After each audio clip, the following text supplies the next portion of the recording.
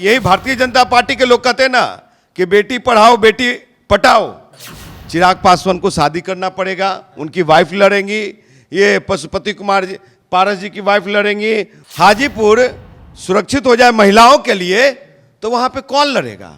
जमुई आरक्षित हो जाए, समस्तीपुर आरक्षित हो जाए महिलाओं के लिए तो वहां कौन लड़ेगा?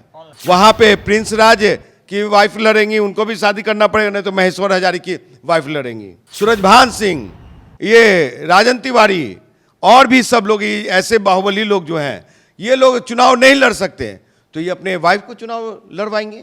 फॉलो किया है बिहार में नीतीश कुमार जी का, जो नीतीश कुमार जी अपने सरकार में महिलाओं को, बेटियों को 33% आरक्षण दे चुके हैं। आपको साफ कर दूं कि भारतीय जनता पार्टी किस सोच के साथ लाई है, पहले तो ये क्लियर करें।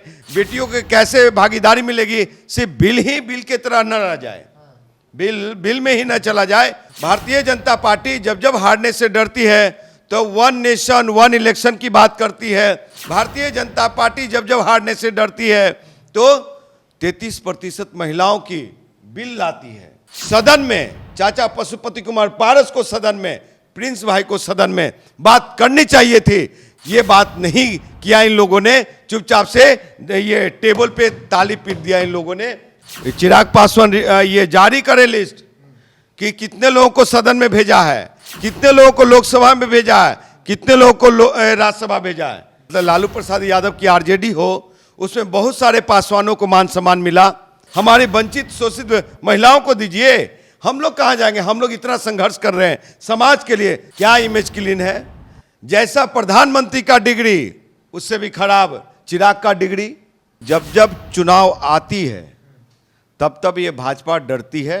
24 जीतना है इसलिए महिला बेटियों को लॉलीपॉप देना है। महिला बिल आज 9 साल बाद ही क्यों याद आया मोदी जी को?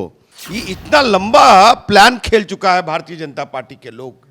महिलाओं को लोकसभा और विधानसभा में 33% आरक्षण देने वाला विधेयक दोनों सदनों से पास हो गया। सत्ता पक्ष के साथ साथ विपक्षी पार्टियों के नेताओं ने भी भरपूर समर्थन किया। लेकिन एक बात जो बहुत कॉमन रही, विपक्ष की कई ऐसी पार्टियां जिन्होंने यह मांग की थी कि रिजर्वेशन के अंदर रिजर्वेशन होना चाहिए, तभी जाके जो गरीब तबका है, जो दलित है, SC ST है, वो सदन पहुंच पाएगा। मेरे साथ दलित नेता राजकुमार पासवान है। जो मांग विपक्षी पार्टियों को रही, कई पार्टियों ने कहा है कि भाई रिजर्वेशन के अंदर रिजर्वेशन होना चाहिए, SC ST को भी रिजर्वेशन जो है उसके अंदर दिया जाए, तब जाके जो है वो दलितों की महिलाएं जो है वो सदन पहुंच पाएगी। आप इस बात को महसूस कर रहे हैं कि भाई आरक्षण के अंदर आरक्षण होना चाहिए? ये विधेयक जो लाया गया, जो पास हो गया, मास्टर स्ट्रोक बताया जा नरेंद्र मोदी का। देखिए, नरेंद्र मोदी साहब का और NDA सरकार का आपको बता दूं कि जब जब चुनाव आती है तब तब ये भाजपा डरती है, NDA के लोग डरते हैं और इस तरह की जो राजनीति प्रोपगंडा चला रहे हैं। तो महिला बिल आज 9 साल बाद ही क्यों याद आया मोदी जी को? पहले 2014 की सरकार में क्यों नहीं याद आया?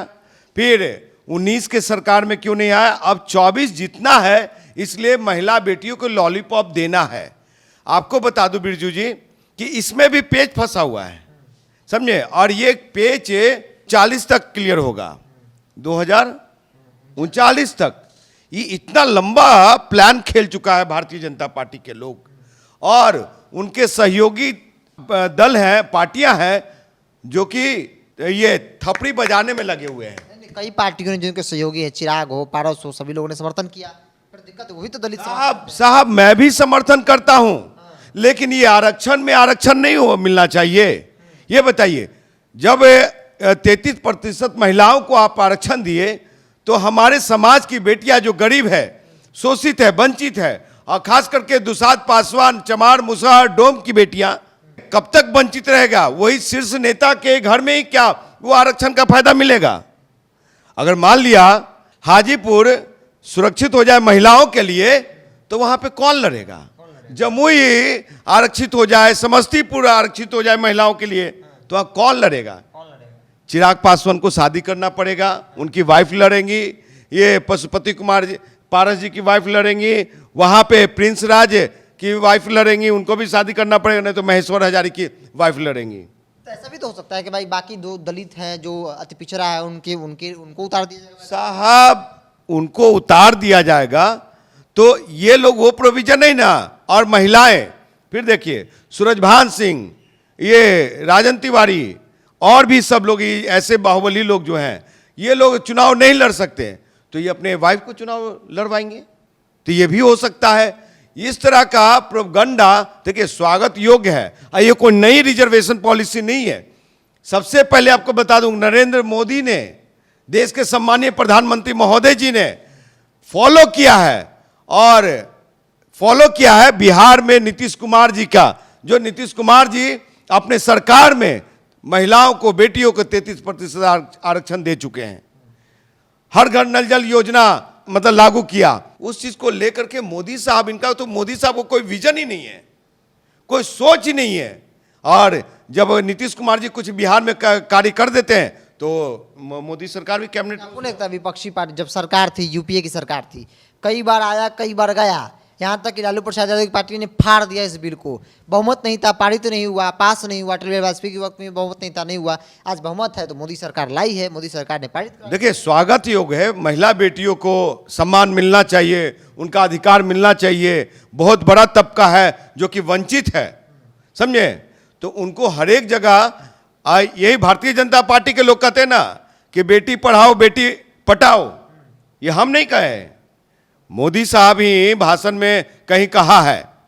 तो आपको साफ कर दूं कि भारतीय जनता पार्टी किस सोच के साथ लाई है, पहले तो ये क्लियर करे। बेटियों को कैसे भागीदारी मिलेगी, सिर्फ बिल ही बिल के तरह न रह जाए, बिल में ही न चला जाए, उसको पटल पे लाना चाहिए। 39 का खेल नहीं खेलना चाहिए कि 2039 तक ये सफर रहे। 2 दिनों का खेल भी तो नहीं ना कि 2 दिनों में पारित कर दिया जाए, भाई लंबा प्रोसेस है, परिसीमन होगा। भारतीय जनता पार्टी जब जब हारने से डरती है तो 1 नेशन 1 इलेक्शन की बात करती है। भारतीय जनता पार्टी जब जब हारने से डरती है तो 33% महिलाओं की बिल लाती है। तो इनका तो है ही जुमलेबाजों की तरह बात करना, और सदन में इस बार महिला बिल ला करके पारित करने का काम किया। लोकसभा राज्यसभा से जो पारित हुआ तो ये स्वागत ही होगा, ठीक है आप कीजिए, लेकिन चिराग पासवान सदन में, चाचा पशुपति कुमार पारस को सदन में, प्रिंस भाई को सदन में बात करनी चाहिए थी कि हमारे समाज के बेटियों की भागीदारी कितनी सुनिश्चित होगी, कैसे होगी। ये बात नहीं किया इन लोगों ने, चुपचाप से ये टेबल पे ताली पीट दिया इन लोगों ने और कुछ बात नहीं किया। नमो मोदी ये करके चल दिए, क्योंकि आज भी ये चिराग पासवान के परिवार को ही, शाही पासवान परिवार को ही फायदा होगा, महेश्वर हजारी परिवार को ही फायदा होगा, और चाचा पशुपति कुमार पारस परिवार को ही फायदा होगा ये बिल आने से भी। हम इस बात को समझना चाहते हैं आपसे कि भाई आरक्षण के अंदर आरक्षण की जरूरत क्यों है SC ST को?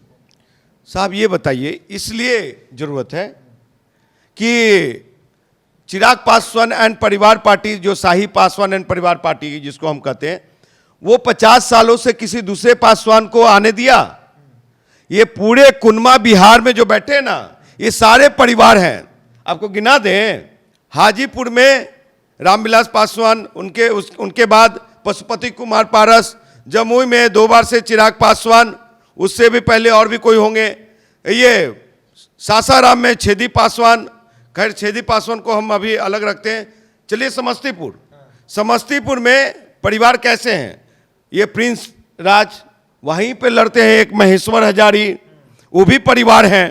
तो ये परिवार एंड पार्टी, और कितने परिवार हैं, रामविलास पासवान जी का पूरा कुनवा शाही पासवान परिवार पार्टी, उसके बाद साहब हजारी एंड परिवार पार्टी, संजय पासवान एंड परिवार पार्टी, कितना हम नाम गिना रहे भाई, ये पूरा लर्जर है सब, समझे, और यही लोग कब्जा कर रखा है पूरा सारा सीट पे। इसलिए आरक्षण चाहिए। हाँ, इसलिए हम लोग कहाँ जाएंगे, हम लोग को दीजिए, हमारे वंचित शोषित महिलाओं को दीजिए, हम लोग कहाँ जाएंगे। हम लोग इतना संघर्ष कर रहे हैं समाज के लिए, समाज की ये लोग तो मलाई खाया है पूरा जिंदगी, समझे, और गरीबों के ताकत पे जो 6% वोट मिलता है, उसमें कितने सीट गरीब दुसाध पासवानों को लड़वाते हैं, ये किसी को लड़वाया है, सिर्फ अपने परिवार को।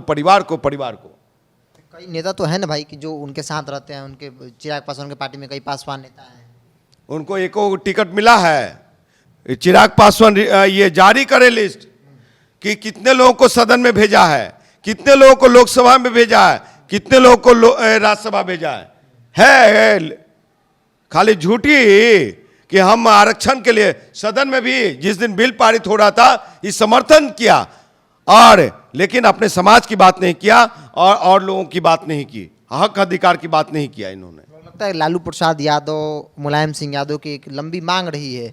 वो लोग सदन में एक बार गूंजा करते थे, वो कहते थे कि भाई जब तक आरक्षण के अंदर आरक्षण नहीं होगा हम समर्थन नहीं करेंगे, भारी विरोध था। तो लालू यादव, समाजवादी पार्टी, इन नेताओं की कमी जो है आज खल रही है। देखिए, लालू प्रसाद यादव हो, मतलब लालू प्रसाद यादव की आरजेडी हो, उसमें बहुत सारे पासवानों को मान सम्मान मिला। मुन्नी रजक जैसे कोई एमएलसी बनाया गया, भगवतिया देवी पत्थर तोड़ने वाली को भी ये सदन में अवसर मिले। उसके बाद दूसरा महानायक आए नीतीश कुमार जी। नीतीश कुमार जी पहला महादलित से मुख्यमंत्री दिया बिहार को। आपको बता दें कि पासवान लोग बिहार के सब लोग दुश्मन समझते हैं नीतीश कुमार को, लेकिन बिहार विधानसभा का उपसभापति इतने बड़े पोस्ट पे पद पे बैठाया हुआ है, तो महेश्वर हजारी के रूप में वो उनका नाम नीतीश कुमार है, समझे सर। तो ये लोग तो सिर्फ झूठी ढोल और झूठा हमारे समाज के भाइयों को दिग्भ्रमित कर रखे हैं ये लोग, समझ गए। और भगवान को भी, पासवानों को बहुत मान सम्मान है सर। रिजर्वेशन क्या मोदी जी देंगे? रिजर्वेशन क्या ये बात करेंगे चिराग पासवान और ये लोग सब लोग, समझे।